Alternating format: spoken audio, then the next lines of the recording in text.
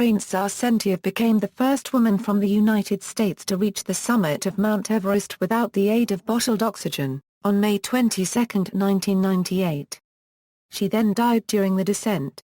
Early life, education and career. Francys Yarbrough Di Stefano Arsentiev was born Francys Yarbrough, on January 18, 1958, in Honolulu, Hawaii, to John Yarbrough and his wife Marina Garrett. At age 6, her father took her to the Colorado mountains. Growing up, she attended the American School in Switzerland and schools in the United States. Arsentiev attended Stevens College before ultimately graduating from the University of Louisville.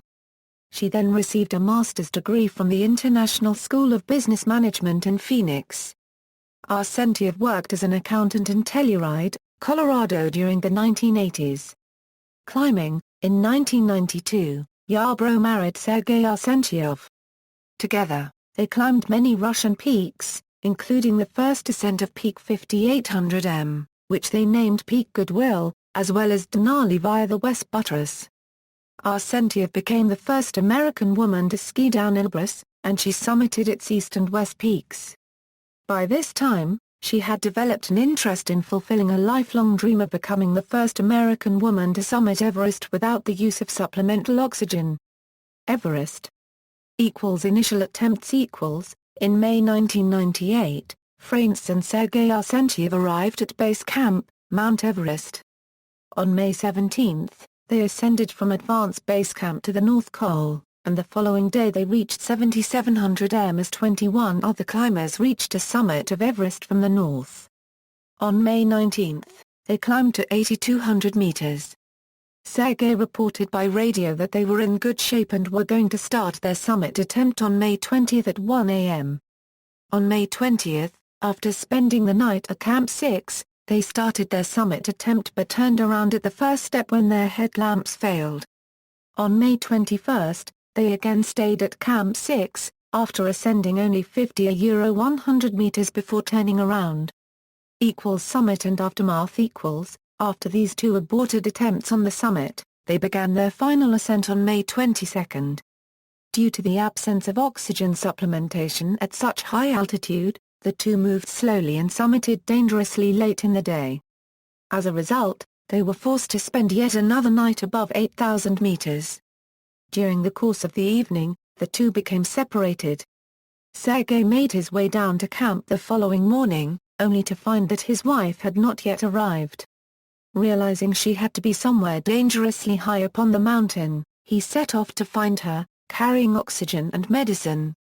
Details of what happened next are sketchy, but the most plausible accounts suggest that on the morning of the May 23, Francys Arsentiev was encountered by an Uzbek team who were climbing the final few hundred meters to the summit. She appeared to be half-conscious, affected by oxygen deprivation and frostbite. As she was unable to move on her own, they attended to her with oxygen and carried her down as far as they could, until, depleted of their own oxygen, they became too fatigued to continue the effort. As the Uzbek climbers made their way down to camp that evening, they encountered Sergei Arsentiev on his way back up to her. This is the last time he was seen alive. Death.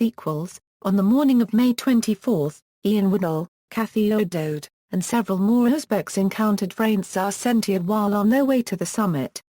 She was found where she had been left the evening before. Sergei Arsentiev's ice axe and rope were identified nearby, but he was nowhere to be found. Both Woodall and O'Dode called off their own summit attempts and tried to help Francys for more than an hour, but because of her poor condition, the perilous location, and freezing weather, they were forced to abandon her and descend to camp. She died as they found her, lying on her side, still clipped onto the guide rope. She was aged 40, with one son. The mysterious disappearance of her husband was solved the following year when Jake Norton, a member of the 1999 Mallory and Irvin expedition, discovered Sergei's body lower on the mountain face, apparently dead from a fatal fall while attempting to rescue his wife. The Tower of Everest. Woodall initiated and led an expedition in 2007, the Tower of Everest, with the purpose of returning to the mountain to bury the bodies of Francys Arsentiev and unidentified climber, both of whom were plainly visible from the nearby climbing route. Francys Arsentiev's body was visible to climbers for 9 years, from her death, May 24, 1998 to May 23, 2007. Bad weather delayed the attempt.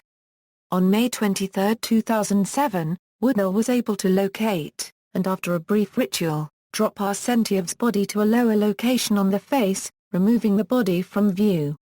See also, List of people who died climbing Mount Everest, Timeline of climbing Mount Everest, Junko Tabei, the first woman to reach the summit of Mount Everest. Sharon Wood, the first North American woman to reach the summit of Mount Everest. Stacey Allison, the first American woman to reach the summit of Mount Everest. Notes. External links, Portrait of Francys Arsentiev.